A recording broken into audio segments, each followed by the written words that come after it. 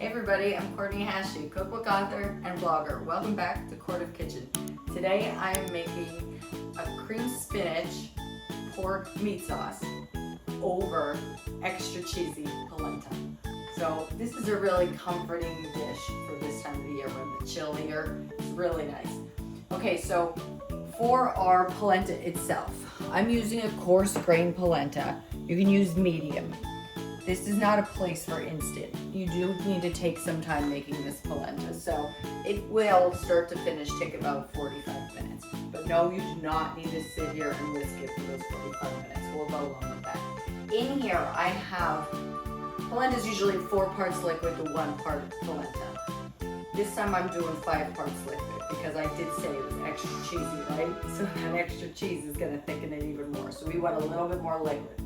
So I have 4 cups of chicken stock in here and then 1 cup of whole milk. It's boiling. So you gotta bring it to a boil and then you slowly whisk in your cornmeal, your polenta. Now again, this is, turn it coarse so you can kind of see how slowly I'm going. This is coarse. You can use medium. Both of them are still going to take 40 to 45 minutes. It takes time. It looks like it's never gonna come together.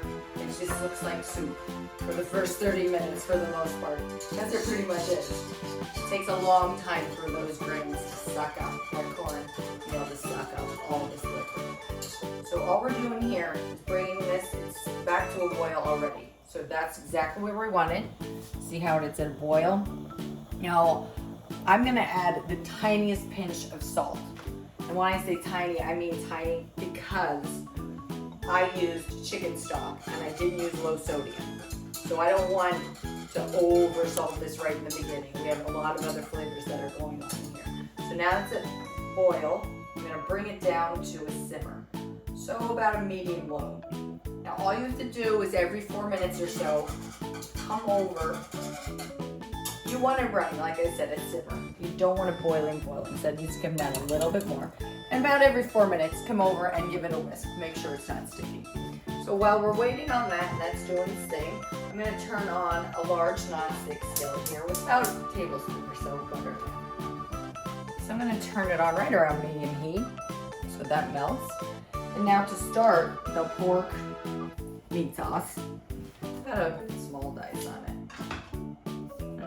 I always take the first, not just the skin, the first layer off because a lot of times I think it's dry.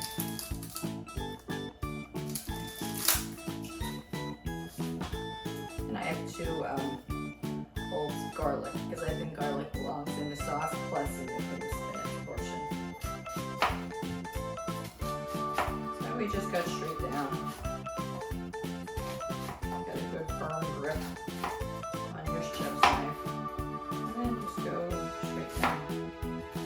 Like I said, small, medium. It's all gonna cook with your pork. So it'll get time to just get translucent. We're not looking for browning or anything here. That's plenty. I didn't bring my trusty food mover out. Let me get it. Make it so much easier on me. Okay, the bench scraper. Butter is pretty much melted. Let's just move this in here. I'm gonna do a little bit of a sizzle.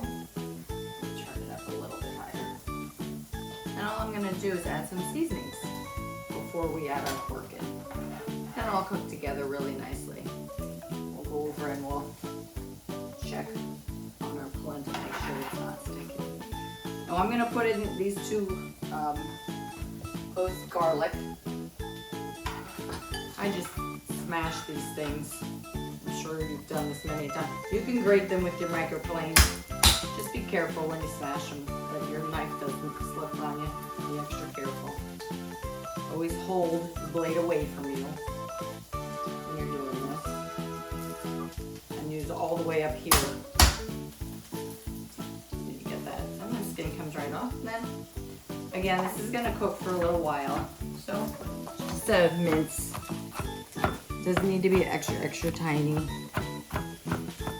And like I said, you can use your microplane if you don't want to spend, 10 seconds doing this.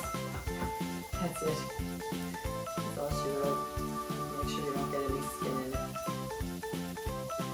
Now, just move this over. Now this is where I always say, and it is true, do not burn your garlic or you have to start over. You burn garlic, your dish is lost. So now for the seasoning, of course we're gonna add some salt. So, about a quarter or so, 2 good pinches, some pepper, and then I better check up on that polenta, make sure it's not, some black pepper, make sure it's not sticking at all. This is a nice simmer.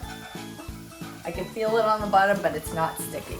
See, you can see them starting to fill up a little bit. Perfect. Turn it down just a notch. Perfect. Okay, and then I'm gonna put in some granulated garlic, about ½ teaspoon, and granulated onion. How do you protect your garlic from getting burnt? Well, you do this pretty quickly.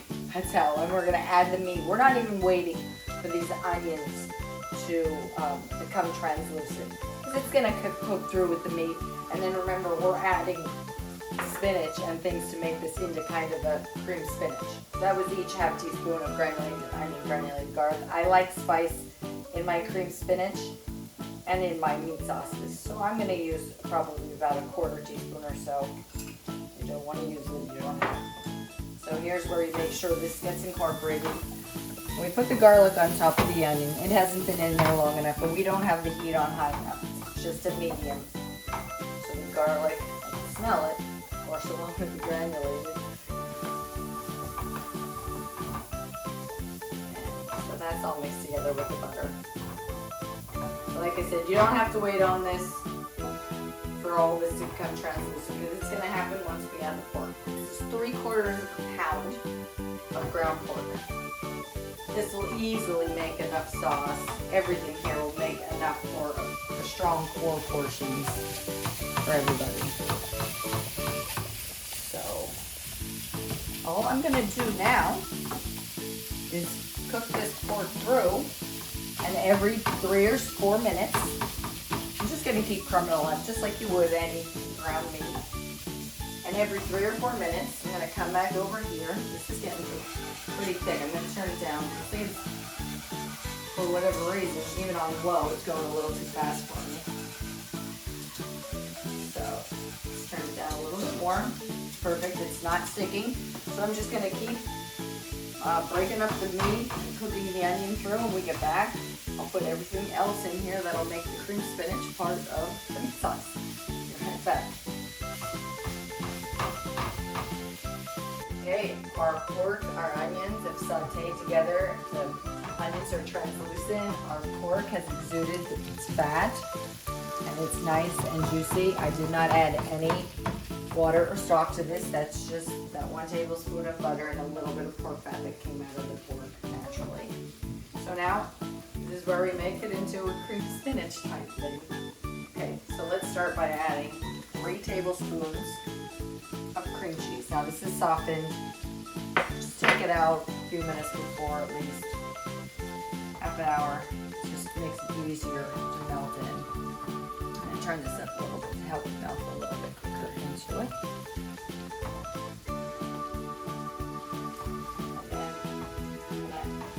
And then with the beef itself will help to melt it all together. The only other thing I'm going to add in here,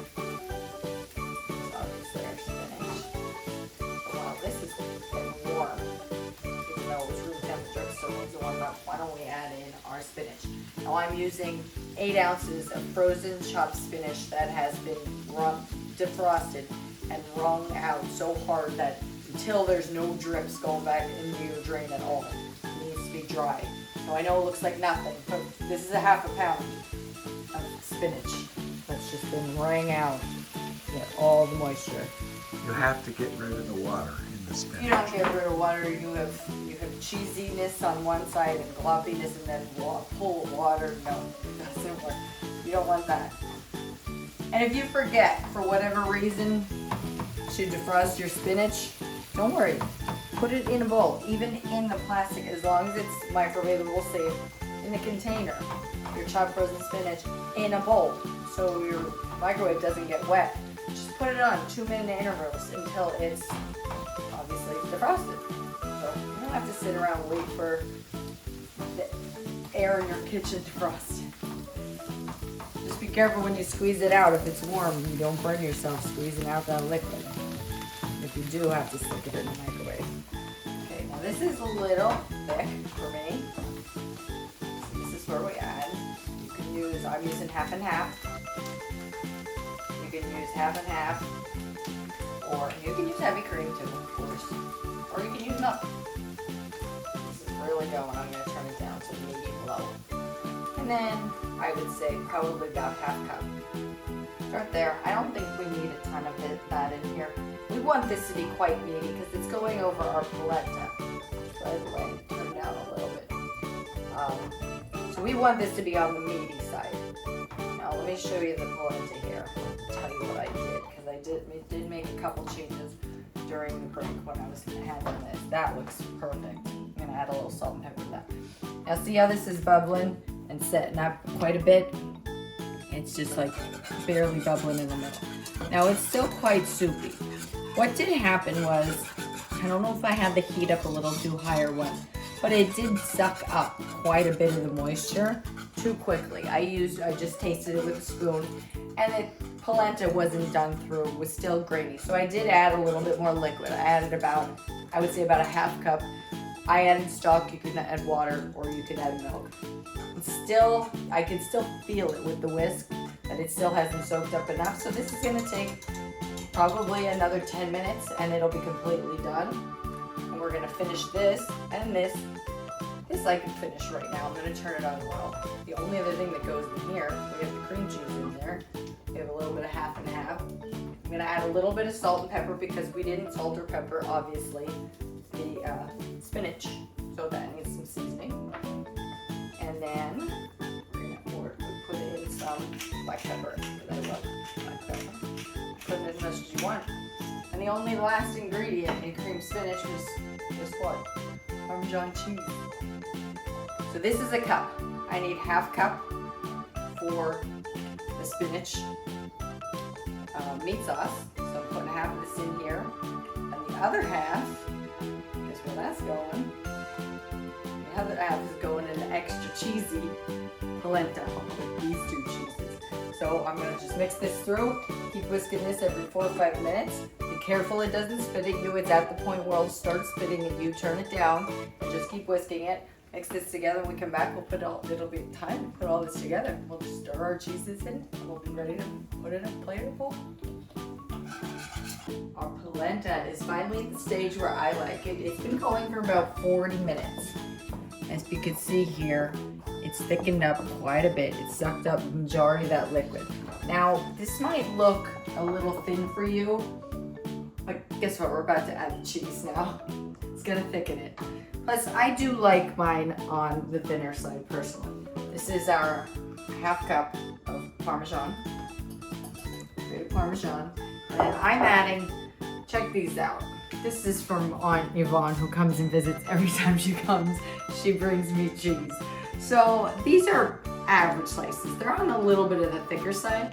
And I'm gonna use, this is provolone. I'm gonna use 2 slices. You really can go wrong here in the amounts, or really almost even the kind of cheeses you use. These are some that she brought me. I thought they'd be really interesting because you have the sharpness of obviously the Parmesan, and then you little stringiness of the provolone, and then this is Cooper Sharp. Again, just two pretty, they're not thick, but for deli, I think it's on the thicker side. The Cooper Sharp, isn't that similar to American? It's creamy. So you have the creamy, you have the sharp one, and then you got the tanginess of the provolone, and it's a little bit stringy. So you move from your whisk to a wooden spoon or a rubber spatula. You don't want your heat on too high here. If it was spitting at you too much towards the end, turn your heat all the way down to low. You could even put a lid on it. Because at that point, you don't even need it. You're just waiting for it to suck in all the liquid. You don't want it spitting everywhere, and it will spit at you, as I'm sure you experience. You have to be very, very careful. Just turn it all the way down low. And like I said, if you need to, put a lid on it. Now this is coming together. Cheese, oh my god. Now personally, I like more black pepper, especially with cheese. No, I'm not trying to make cacio e pepe, but I do love cacio e pepe. Cheese and black pepper. Okay, and that's it. Our meat sauce, our pork, oop, there it goes. Started to bubble at me. Okay, and our pork cream spinach sauce. It's nice and warm. So this is where I like it. Again, this might look thin to you, but it's amazing. When you put this in a bowl, Polenta seasons up so fast. You want to eat this with a spoon. You don't want it, this is not something you want to have to change to a fork to eat it. So let's just put some in a bowl. This is so good. It's so comforting. See, that's on the thinner side, but what I'm telling you, and once it's cool enough for you to really eat it, it's gonna solidify a lot in this bowl. Should I use a little bigger spoon? These are big bowls. Like I said, this will make plenty for about 4. That's good. Now, perfect. I'm gonna use the same spoon. Why do another one? It's all in the same place, right? And get my cream spinach, pork. See how it's nice and thick. You want it to almost sit atop. And again, you could see how that polenta almost already has thickened up. And you could make this medium spinachy as you'd like. I'm gonna turn this off.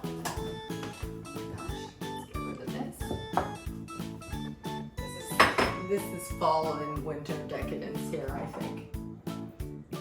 So good. Yeah. I want a little bit, and it's very, very hot as you can see, so I can only see a tiny little piece here.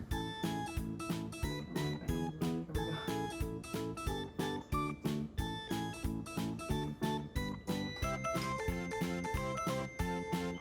Yeah. That is extra cheesy polenta.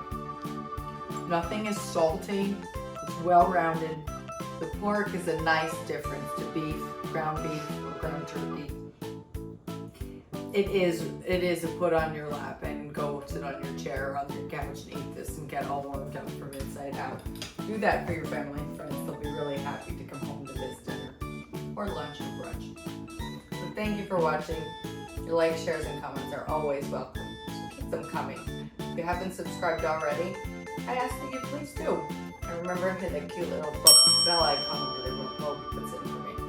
And if you haven't checked out my books, Chatters and Shakeups for the Week, Continental Taste Volume 1 or Continental Taste Volume 2, check them out. They're really fun books. You can find them on Amazon and Barnes & Noble.